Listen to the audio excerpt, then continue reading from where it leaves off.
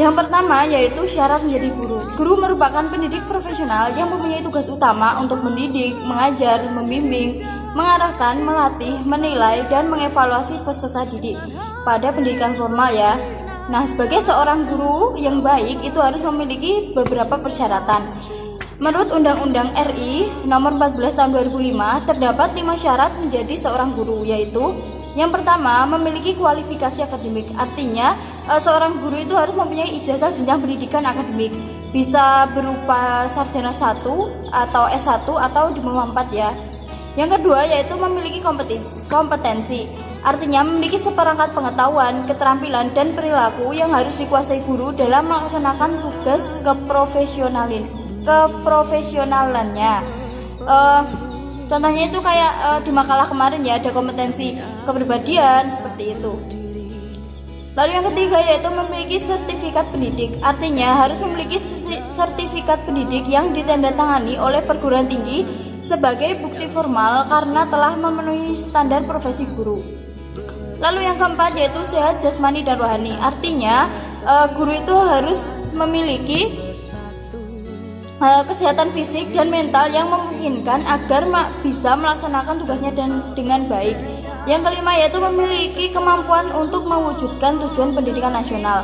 Nah, artinya sebagai pendidik itu harus ikut serta dalam mewujudkan tujuan pendidikan nasional ya, yang sudah ada pada pembukaan Undang-Undang Dasar 1945. Sebagai pendidik, sebagai seorang pendidik tidak hanya tahu tentang materi yang akan diajarkan, akan tetapi ia pun harus memiliki kepribadian yang kuat yang menjadikannya sebagai panutan bagi para siswanya.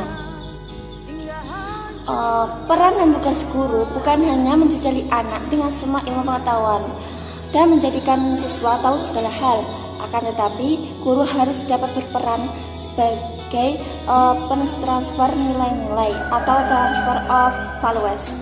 Beberapa hal yang harus diperhatikan guru sebagai pendidik, yaitu A.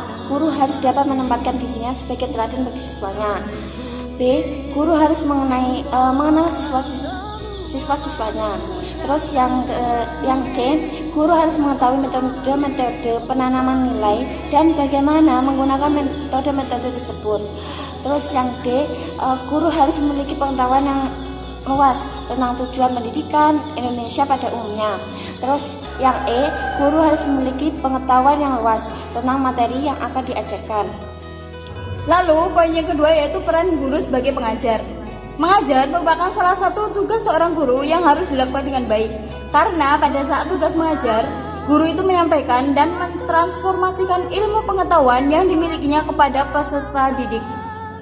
Menurut Suryo Broto, tugas guru dalam proses belajar mengajar itu bisa dikelompokkan menjadi 3 ya. Yang pertama yaitu menyusun program pengajaran. Bisa kayak program tahunan, pelaksanaan kurikulum, terus program semester seperti itu ya. Lalu yang kedua yaitu melaksanakan pengajaran. Bisa kayak menyampaikan materi, menggunakan metode mengajar seperti itu. Lalu yang ketiga yaitu melaksanakan evaluasi. Bisa menganalisis hasil evaluasi, melaporkan hasil evaluasi peserta didik seperti itu ya. Jadi dapat disimpulkan bahwa peran guru sebagai pengajar adalah proses guru mentransformasikan ilmu pengetahuan yang dimilikinya kepada peserta didik dengan merencanakan pengajaran, melaksanakan pengajaran, dan melakukan evaluasi pengajaran. Selanjutnya, guru sebagai pembimbing.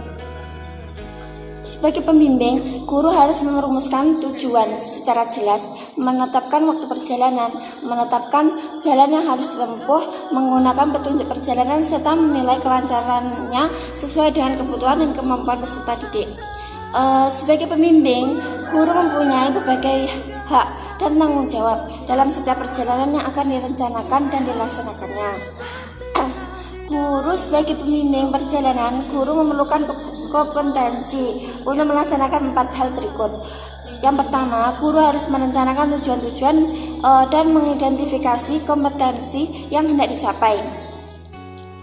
Yang kedua, guru harus melihat keterlibatan peserta didik dalam pembelajaran. Dan yang paling penting bahwa peserta didik melaksanakan kegiatan belajar itu tidak hanya secara jasmaniah. Terus yang ketiga, guru harus memaknai kegiatan belajar. Yang keempat, guru harus melaksanakan penilaian. Terus beberapa hal yang tidak boleh dilakukan oleh guru kepada anak didiknya karena akan meruntuhkan semangat anak dan belajar yang akhirnya akan menggagalkan pakem. Yang pertama, tidak boleh meremehkan atau merendahkan siswa meskipun siswanya dari keluarga miskin atau dari kampung, tidak boleh diremehkan. Terus tidak boleh memperlakukan kurang adil terhadap sebagian siswa. Terus yang selanjutnya, tidak boleh membenci pada sebagian siswa. Guru sebagai tenaga profesional. Maksudnya di sini adalah guru memiliki keahlian khusus yang tidak dimiliki spesialisasi ilmu. Artinya memiliki sesuatu keahlian khusus yang tidak dimiliki oleh pemenang profesi lain. Jadi keahlian khusus hanya ada profesi tersebut. Seorang guru harus berpacu dalam pembelajaran dengan memberikan kemudahan belajar bagi seluruh peserta didik agar dapat mengembangkan potensinya secara optimal. Dalam hal ini, guru harus kreatif, profesional, dan menyenangkan. Guru juga harus memposisikan diri, misalnya sebagai orang tua yang penuh kasih sayang kepada peserta didik. Yang kedua, teman, tempat mengadu dan mengutarakan perasaan bagi peserta didik. Dan yang ketiga, fasilitator yang selalu siap memberikan kemudahan dan melayani peserta didik sesuai minat, kemampuan, dan bakatnya. Daud Yusuf menyarankan bahwa seorang guru mempunyai 3 tugas pokok. Yang pertama, tugas profesional, yang kedua, tugas manusiawi, dan yang ketiga, tugas kemasyarakatan. Peran guru sebagai pembaharu. Peran guru sebagai agen pembaharu dimulai dari dirinya sendiri. Dalam hal ini, proses pembaharuan dilakukan dengan merubah paradigma guru dalam proses pendidikan atau pembelajaran. Perubahan paradigma dimulai dengan adanya kesadaran berubah dalam melaksanakan tugas dan fungsinya sebagai guru, mengetahui inovasi-inovasi pembelajaran terbaru dan menerapkan dalam proses pembelajaran. Paradigma pembelajaran yang merupakan gagasan baru adalah diantaranya 1. Peran guru sebagai fasilitator, proyek, pembimbing, konsultan, dan kawan belajar. Yang kedua, jadwal yang fleksibel. Yang ketiga, belajar diarahkan oleh siswa-siswi. Peran guru sebagai agen pembaharu diantaranya adalah bagaimana menerjemahkan idealisme pendidikan ke dalam proses di kelas. Secara lebih rinci, inovasi yang dapat dilakukan oleh guru contohnya sebagai berikut. 1. Membuat perencanaan pembelajaran. 2. Mengelola kelas dengan baik. Dan yang ketiga, membuat desain pembelajaran.